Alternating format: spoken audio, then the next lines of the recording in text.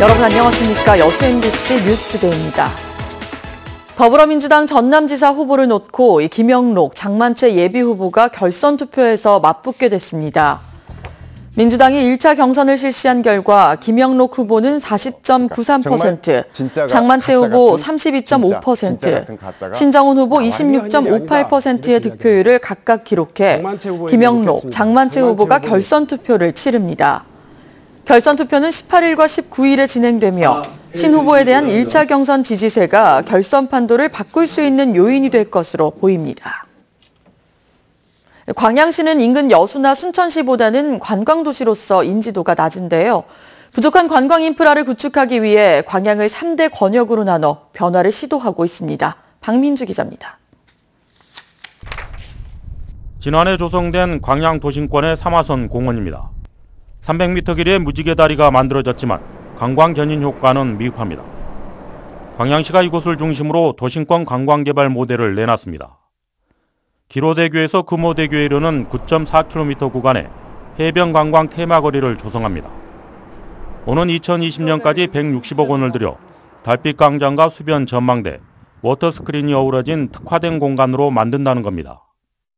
체육공원 쪽에다가 휴식 공간을 만들고 그다음에 3화섬 주변에는 워터프런트 공간을 만들어서 섬과 그다음에 해안을 같이 즐길 수 있는 그런 도심권 관광지로 만들 계획입니다. 섬진강권 관광개발 사업도 진행됩니다.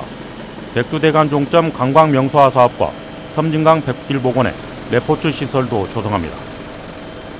지난해부터 추진된 백운상권 4대 계곡의 관광명소화 사업에는 내년까지 90억 원이 투입됩니다. 시민들은 차별화된 관광 브랜드와 머무는 관광지로 변화가 지역 경제로 이어지는 파급 효과가 필요하다고 강조합니다. 이 도심권 관광이라는 것이 꽃만 보고 가는 게 아니라 숙박이나 또 체험거리, 다양한 프로그램들이 진행되면서 1박 2일, 2박 3일 머무는 관광으로 진행이 돼야 될 것 같고요. 도심 섬진강, 백운산 3대 권역에 부족한 관광 인프라를 구축하겠다는 광양시. 관광도시로 변화 성패에 지역민들의 관심이 커지고 있습니다. MBC 뉴스 박민주입니다. 전라남도가 광양 세풍산업단지에 중소협력단지형 외국인 투자지역 지정을 추진하고 있습니다. 전라남도는 광양 세풍 일반산업단지 전체 면적의 3.4%인 8만 2천여 제곱미터 부지에 산업통상자원부, 광양시 등과 공동으로 246억 원의 예산을 들여 중소협력단지형 외국인 투자지역을 조성하고 있다고 밝혔습니다. 세풍 외투지역의 입주 대상 업종은 신선장 동력산업에 속하는 사업과 식료품, 화학제품 제조업, 비금속 광물제품 제조업 등 11개 업종입니다. 오늘은 세월호 참사가 발생한 지 4주기가 되는 날입니다. 구조하지 않은 해경, 세월호 인양에 소극적이었던 해양수산부, 세월호 참사에서 인양, 진상조사까지 숨은 책임자를 찾는 일도 이제 시작입니다. 김진선 기자가 보도합니다. 14개월째 세월호 인양 준비 작업이 진행되던 지난 2016년 6월, 해상 크레인의 강철 와이어에 세월호 선수 2곳이 찢겨나갔습니다. 약 7m 길이로 선체가 파손되면서 인양은 그만큼 늦어졌고 공법 변경이 추진됐습니다. 와이어 총 5개 중 2개의 와이어가 선체를 파고 들어갔으며 인양 방식이 수없이 바뀌는 동안 선체에는 100개 넘는 구멍이 뚫렸고 닷과 스테빌라이저 등 세월호 주요 구조물도 잘려나갔습니다. 세월호 참사 4년이 다 된 시점에서 사고 조사를 방해한 혐의로 전 해수부 장관과 차관이 구속됐습니다. 당시 실무를 맡은 공무원들의 징계 절차도 진행되고 있습니다. 사법당국의 처분 결과가 끝이 아니라 이 플러스 공무원이기 때문에 징계를 받아야 되는 거거든요. 혐의가 있을 경우에는 기소 유예를 할지라도. 세월호 참사와 관련해 현장에 출동했던 123정 정장만 유일하게 형사처벌을 받은 해경. 구조 실패의 책임으로 조직이 해체됐던 해경이지만 당시 지휘부 일부는 승진까지 했습니다. 이제 진상규명을 해서 책임자를 처벌한다는 것의 목적은 결국은 동일한 사건이나 사고가 발생하지 않도록 하겠다는 건데, 그러려면은 지휘 라인이 적절히 지휘를 했는지가 되게 중요해요. 승객들을 구조하지 못한 책임, 인양을 늦추고 진상규명을 방해한 책임, 남은 과제는 2기 특조위에 넘겨졌습니다. MBC 뉴스 김진선입니다. 폐류독소 초과 해역이 2곳 더 늘어났습니다. 국립수산과학원에 따르면 최근 고성 두포리와 동아리, 통영 추복리 연안의 폐류에서도 폐류독소가 기준치를 초과하는 것으로 조사됐습니다. 이에 따라 전국의 폐류독소 초과 해역은 40곳으로 늘었으며 전남에서는 여수, 돌산, 평사리와 율림리, 세포리, 금복리 연안이 포함됐습니다.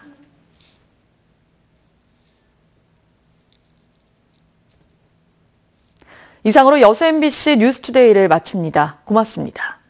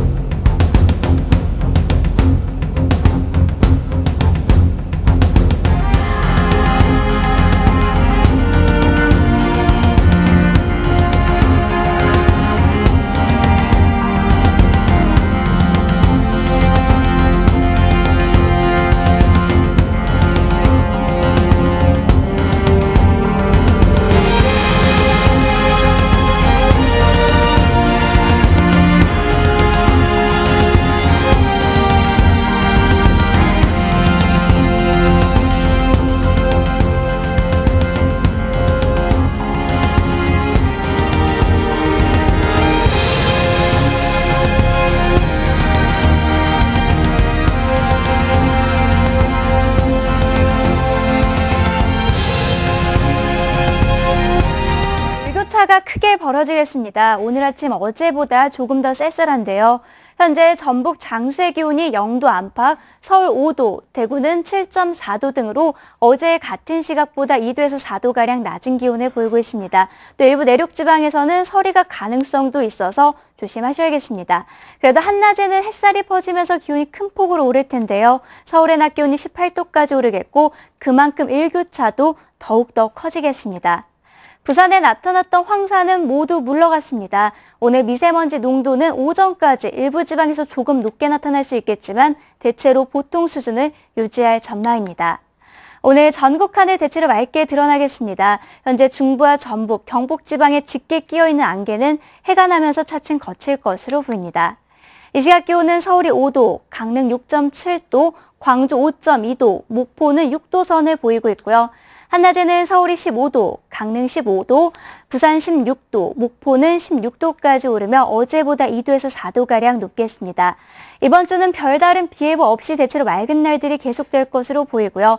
기온도 갈수록 올라서 나날이 따뜻해질 전망입니다. 날씨였습니다.